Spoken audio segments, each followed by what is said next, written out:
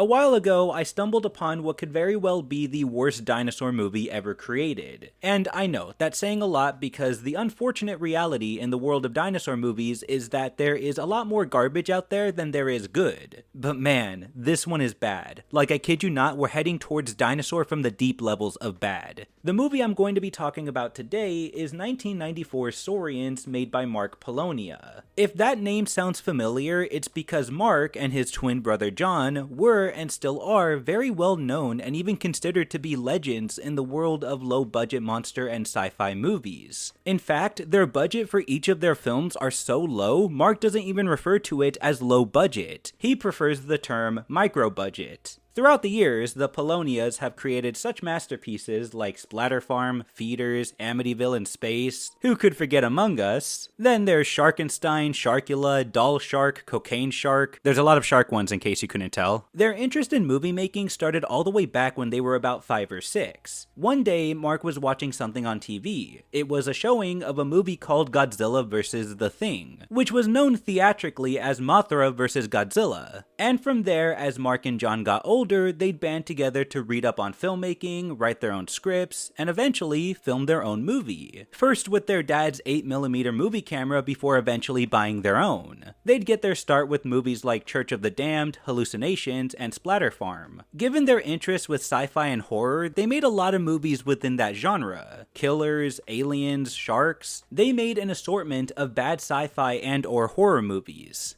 But the Polonia brothers were not strangers to making dinosaur movies either. Some of these included 2004's Dinosaur Chronicles, which I wasn't able to find a whole lot of information on, or a copy of it anywhere that's easily obtainable. At one point it looked like it was on Amazon, but it's currently unavailable to watch, but according to IMDb, the movie was actually split into 2 stories, with one of them being focused on a trio of friends going on a yacht trip after one of them wins the lottery. After they get caught in a storm, however, the friends are marooned on an uncharted island with living dinosaurs on it. Again, not a whole lot of info, but based on one review on IMDb, it seems the movie had a mix of original footage of dinosaur puppets the brothers likely made themselves for this specific feature, but it was also mixed with stock footage from older dinosaur films. The second story is about a couple of gunmen having to defeat the overlord that rules over the zombies and dinosaurs that now overrun their post-apocalyptic world. Believe it or not, after doing some digging, I was actually able to find some images of the dinosaurs from this film on the Internet Movie Cars database of all places. Of course, take these images with a grain of salt, but we get a shot of some sort of ceratopsian dinosaur, a close-up shot of a theropod dinosaur, likely a Ceratosaurus, and for the final image we have this Spinosaur-like dinosaur, which is interesting to see. I don't know, I feel like we just don't get to see a whole lot of old-style Spinosaur depictions in on-screen media. That being said, I don't fully know what's original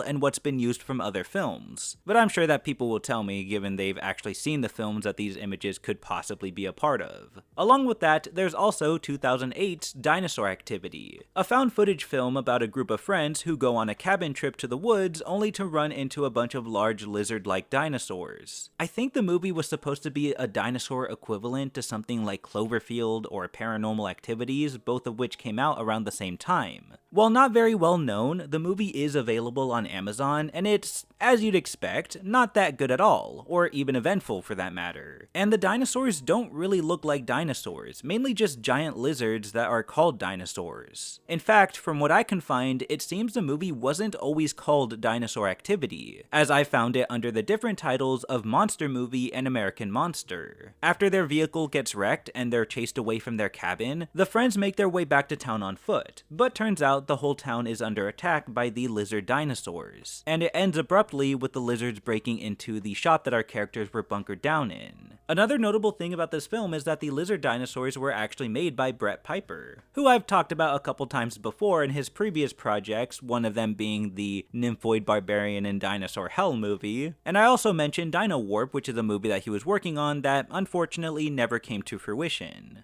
Unfortunately for the Polonia brothers, John would actually pass away at the young age of 39 in the same year this movie would be released. From what I can see in my research on these movies, Mark and John were a team, and both shared the same love of making movies. That love would be continued on by Mark. as he would persevere and continue making the same kind of movies that he and his brother enjoyed making together. As a result, he would end up making a couple of other dinosaur-related projects in his long line of films between that point in time and now, like 2015's Jurassic Prey, which funnily enough also takes place in a cabin and also features a similarly designed creature from Dinosaur Activity. Actually, I'm pretty sure that is the case. I'm pretty sure they actually took the dinosaur model from Dinosaur Activity and redid it for Jurassic Prey. Jurassic Prey is also about a group of people who are stuck in a cabin together, but instead of a group of friends, it's a group of thieves. And of course, along with that, Polonia also contributed to the Jurassic Shark sequels. Man, again with the sharks. We have the original Jurassic Shark from 2012, which from what I can see, Polonia didn't contribute to, but he did direct the sequel, Jurassic Shark 2 Aquapocalypse in 2021, and Jurassic Shark 3 Seavenge in 2023. Holy shit, man, these names. Of course, there had to have been some starting point to all of these movies, as in, there was a first dinosaur movie that the Polonia brothers worked on, and that movie would be Saurians from 1994. Saurians is about a group of fossil hunters that are working not too far away from a construction site that blows a hole inside a hollowed mountain that contains two still living dinosaurs, a Stegosaurus and a Tyrannosaurus rex. Now awakened and free, the two dinosaurs roam around the area terrorizing the locals and our main characters. Honestly, it's a pretty standard concept and really nothing too ridiculous or outrageous for a dinosaur movie. But it's not necessarily the plot that makes this movie extremely terrible, it's pretty much everything else about it. And one last thing to note real quick before getting to the movie. It seems that John didn't actually contribute to this one. Not only is he completely absent from the film, his name doesn't show up anywhere on the credits either, so I guess he sat this one out on both ends of the camera. Seeing how I'm pretty sure we've covered everything you need to know about our revered filmmakers, I think now is a good time to get to the movie. The movie starts with a couple of text walls that states how the modern world has seen dinosaurs and other prehistoric life before, lending legitimacy to the story that we're going to be watching right now. Yeah, guys, remember the Mimbawi Bimbe? I'm sorry, am I reading that right? Mimbawi Bimbe. Mimbawi Bimbe. Yeah, this dude's an absolute classic modern dinosaur cryptid. Everyone knows what the Mimbawi Bimbe was. What the fuck is this thing? Oh, it's a brontosaurus apparently. What is this? The red-headed stepchild to all the other dinosaurian legends of Africa? Anyways, our main story takes place in 1992, where a construction crew is doing some mining work a few miles away from our main characters, which is a small group of, I guess, college students out on a fossil hunt in a region known as Fossil Valley for their university. Our characters consist of Alan, the one who seems to be taking his job the most serious and is played by Mark Polonia himself, which is a common occurrence in Polonia films. Typically both brothers would star in their own movies because of course they would. There's also Lynette, who seems to be crushing on Alan, who doesn't reciprocate the same feelings back to her on the account that he's trying to focus on his career. And then there's Charlie, the third wheel and goofball of the trio, who doesn't really take anything seriously and doesn't want to be there, but is because the plot needs a comic relief character, and since they couldn't find one, they got Charlie instead. So a couple of things to note real quick about the movie. Probably the most notable is the quality. Yeah, finding a clear copy of this movie wasn't exactly easy, as the only version I can find was on Internet Archive, which I'm pretty sure was ripped from the VHS copy of it given its quality. Considering VHS to digital conversions can be pretty hit or miss, at least from what I've seen of them, the quality is definitely low, and might even look a bit disorienting in some parts. So just a quick warning in advance if you're a bit sensitive to that. Another thing I would like to note about this movie, the dialogue and line delivery are like really bad. Worse than usual in these kind of movies. I'm not kidding, there's something so unnatural with the way the characters are talking to each other. It somehow felt even more wooden and unprofessional than some of the other terrible movies I've seen. They ruin the rock layers with all their stupid blasting. There's nothing here but rocks. This place sucks. Well, it's about time you noticed me, Mr. All Work and No Play. Very funny. Take a look at this. Man, 2 more weeks of this scientific digging crap and we could go home. I'd do anything for a beer right now. Well, I guess I better get back to work.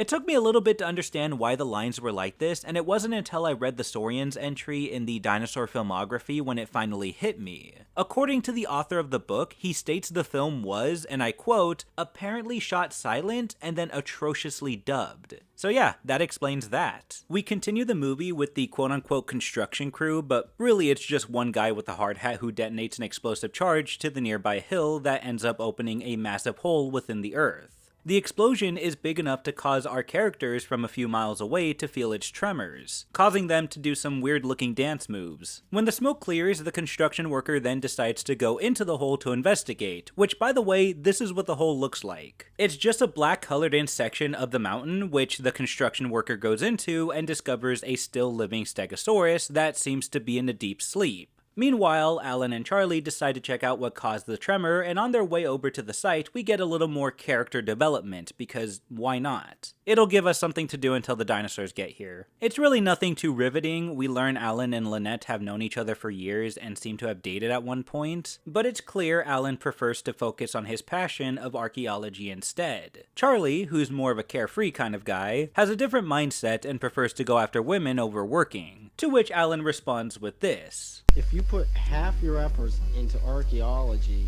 as you do trying to land a woman, you may just amount to something. Damn, Alan is just holding back no punches with Charlie. Going back to the construction worker, he tries to get himself out of the cave, but gets himself lost, and for whatever reason, he just really loves announcing things to himself. Damn tunnels all look the same. What was that? Something following me. Eventually, he runs into the cave's second inhabitant, a Tyrannosaurus Rex. The T-Rex attacks him, and he lets out the most Oscar-worthy death sounds I have ever heard in a movie.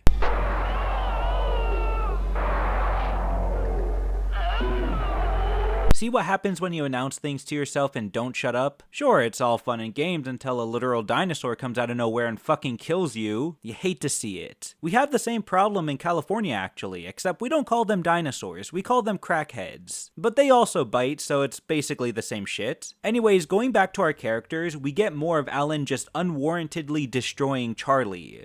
Alan, why are you so interested in dinosaurs anyway? Because they're big, green, and ugly. Kinda like you.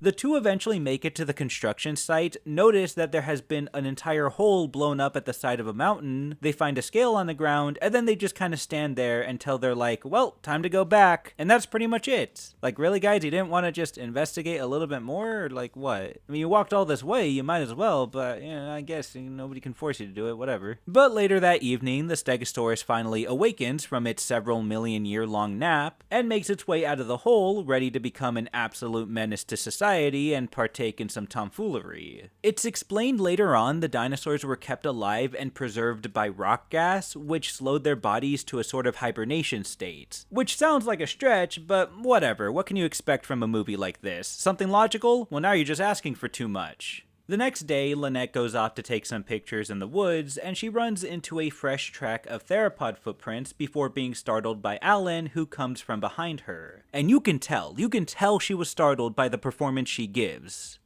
You scared me. Sorry. You know, I've got to hand it to these guys. You have to be on a certain level of bad when living dinosaurs are more believable than your acting. I mean, at that point, it almost feels like determination. Anyways, Alan sees the tracks, and instead of maybe, I don't know, assuming this to be something man-made like a normal person, he seems to believe these tracks were made by a real dinosaur, simply given by how fresh they are. And with that, they make their way back to town to contact their professor, Professor Tanner from the university, to fill him in on their find. Meanwhile, we cut to a random kid going fishing in the woods before he's attacked by the T-Rex. And another thing I want to point out is the music choice.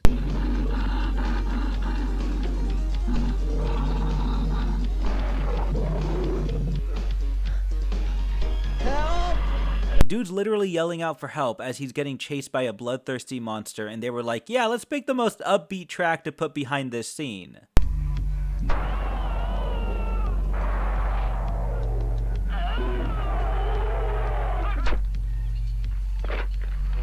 I guess you could say he wasn't ready to face the music. Wow, that was a really dumb joke, but you know what? Don't bite my head off about it. Back at the hotel, Alan tells Lynette about his call with Professor Tanner, telling her that he seems excited about their find, seemingly not questioning the validity of this at all. Just taking their word for it, I guess, because why not? Sometimes I wonder if his interests are more than scientific. And she's completely right about this assumption, because Tanner ends up calling a big game hunter named, you'll never guess, Hunter, to track down the dinosaurs for him. Hello. Well, Professor Tanner, long time no see. What does my scientific friend want this time? Dinosaurs. And a prize of a lifetime. I swear, I feel like I'm watching a fucking cartoon. Who speaks like this in real life? Anyways, while Hunter goes off hunting, Alan and Lynette go off to try to find their dinosaurs. We haven't seen anything yet. Are you sure someone isn't playing a practical joke on us? Oh, so now you're bringing up the possibility of this whole thing being a prank. What made you come to this realization? The fact that, oh, I don't know, you guys are literally out in the woods hunting for fucking dinosaurs? Oh shit, never mind. So, yeah, these two finally find one of the dinosaurs, or what's left of one, I guess. Speaking of the dinosaurs, there were a lot of methods that these guys used to bring them to life, if that's what you want to call it. They were recreated using puppet heads for close-up shots, smaller scale models for full body shots, stop-motion models. At one point, the movie even shows a 2D animated close-up of the T-Rex's eye that looks like it was made on MS Paint. Now, I'm sure the small crew that the Polonia brothers hired to do the molds, effects, and animations for these scenes did their best, but let's just say you get what you pay for, and this movie looks like it costs less than my rent. Actually, rent is pretty expensive in California, but you guys know what I mean. Anyways, all of a sudden, the T-Rex comes out of the woods and chases our characters and the Stegosaurus off. While Alan and Lynette head back to the hotel, the T-Rex and the Stegosaurus have an epic battle sequence. And by battle sequence, I mean they roar at each other for a few minutes and never make any kind of physical contact because, you know, that might damage the puppet models, and God knows these guys aren't going to want to spend the extra all of like $10 to replace or fix them. Going back to Alan and Lynette, when the two aren't able to contact Professor Tanner again, they attempt to pack their things and head out, but are stopped by Hunter, who wants them to lead him to the dinosaurs he's hired to hunt down. That's like half the job, man. Like, you're trying to get people to do your job for you? I thought you were the best guy. You suck. This is about the time Alan and Lynette realize Tanner's true intentions with the dinosaurs, wanting to have them captured for himself so that he can exploit them and make millions. What the fuck? This dude hasn't even seen the dinosaurs. How does he know they actually exist? Why would you go through all this trouble to do something that you don't even know is real? This could all be a prank by your college students. Like, why are you just falling for it, dude? What the fuck? Good thing we're told all of this out loud by Hunter, otherwise we would have never figured it out. He'll make millions, and I'm getting paid to bring them back. I love the way he talks. It's so funny. Okay, I know earlier I was kind of shitting on the way he was talking, but it's grown on me. It's funny. I just find it really funny. Fun fact, Hunter is played by Todd Carpenter, who's appeared in many of the Polonia brothers films. From what I can see, he started back with them sometime in the early 90s, and to this day, he's still appearing in some of Mark's movies, as he's even set to appear in an upcoming one called The Stalking. Honestly, it's just interesting and really cool to see this dude so involved with the Polonia brothers and their many projects. Going back to the movie, Alan and Lynette are held hostage by Hunter and are forced to take him out to the woods to find the dinosaurs. And while that's happening, the T-Rex and the Stegosaurus take their feud over to a nearby lake where a family is out enjoying their summer day by the water. But that gets interrupted and we get a whole lot of dinosaur fights, T-Rex slaughter, and once again, poorly chosen music.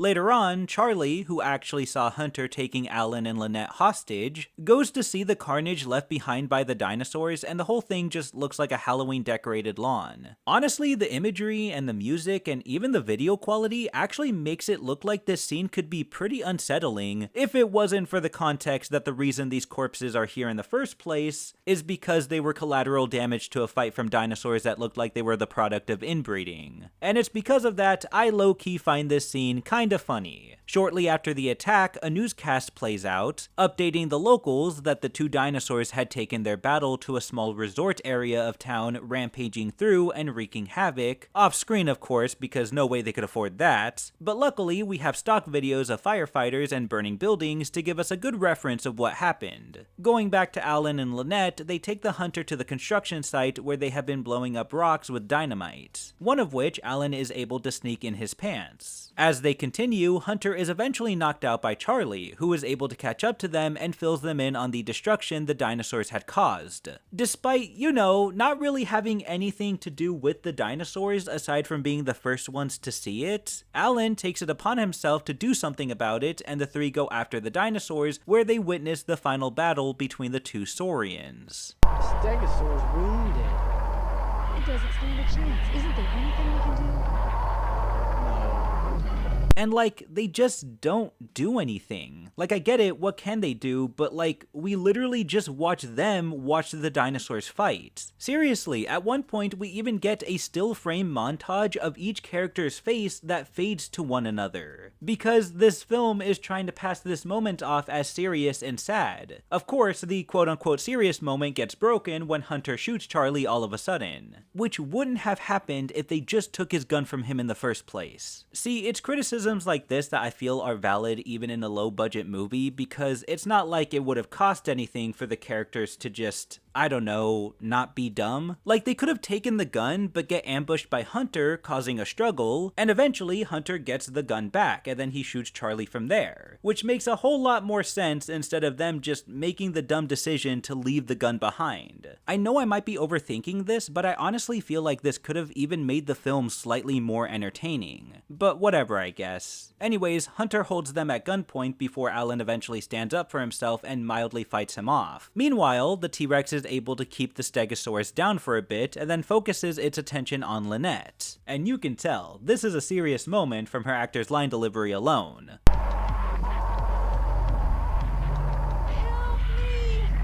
But because this movie follows the standard carnivores equals bad guy, herbivores equals good guy trope that you usually see in dinosaur movies, the Stegosaurus charges at the T-Rex to defend Lynette, which ultimately leads to its death. Alan continues fighting off Hunter, managing to take his pocket knife from him and stabbing him. As he's left there to die, the T-Rex focuses its attention on Hunter and finishes him off. Rest in peace to the best character of the movie. Also, this is like the third time they've used this dying groan sound effect.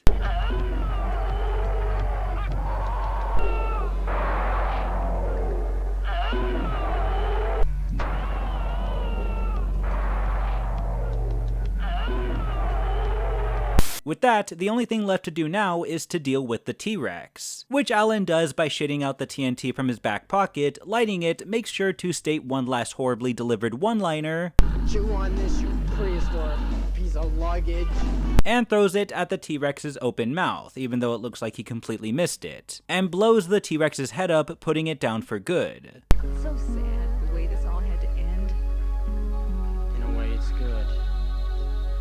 They're home. No sir, they're dead. But you know who's not dead? Charlie, because he ends up making it. The three walk off back to town as the camera fades back to the cave, revealing a nest of eggs left behind by one of the dinosaurs. Okay, how funny would it be if the eggs hatched and it was just a bunch of T-Rex Stegosaur hybrids? You cannot prove to me that that's not what's inside those eggs. Anyways, the movie ends with Lynette back at her house getting ready for bed, before all of a sudden, the T-Rex breaks through her wall and attempts to eat her, but it's all a fake out because it's revealed to be a dream.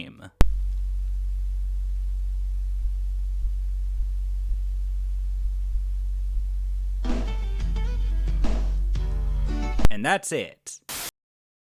And that was Saurians, and man, was it pretty bad. That being said, I kinda like this movie. I know I've been shitting on it this entire video, but it's all in good fun. It's just one of those movies you can watch to get a good laugh out of it, if you're into that type of movie. Trust me, there's a lot to have fun with here. Of course, not everyone likes these kinds of movies, and prefers something more serious and better produced, and if you're one of those people, I'd say this one can definitely be avoided. But if you want to watch it, I'll do my best to provide you guys all of the available places where you can watch it yourself, since it seems whatever physical media that was made for this movie has been long forgotten. But I'm glad this movie has been preserved, even if it is bad. From what I can gather from my research on Polonia films, the brothers have never been pushed back by negative reviews of their movies, and they're well aware of how their movies are and they have no shame for it. Making movies like this is clearly a passion project of theirs, and to this day, Mark continues to make movies. And with how much technology and equipment and the market for those two things have progressed in the last 20 or so years, it's made production for Polonia movies a lot better than they were back in the day. That doesn't necessarily mean they're good in themselves, but the quality is slightly better. And of course, it's always nice to see people continue their passion even after all this time later. In fact, Saurians would actually get a sequel a whole 29 years later, and it was released earlier this year. What's even cooler about this is that Saurians 2 was directed by both Mark Polonia and Anthony Polonia, which is Mark's son, who's been helping his dad out with filmmaking projects for years and has even directed his own movie, which is called Zillafoot. The rest of his directing career has been alongside his father on movies like Hell on a Shelf, House Squatch, and of course, Saurians 2. It's just so cool to see Mark's passion for filmmaking being passed down to the next generation. And it feels good to know that we've still got more of these movies coming. I'll definitely try to get to Saurians 2 when I can. Just looking at the trailer, I can tell this film is going to be an amazing experience. Thank you all so much for watching,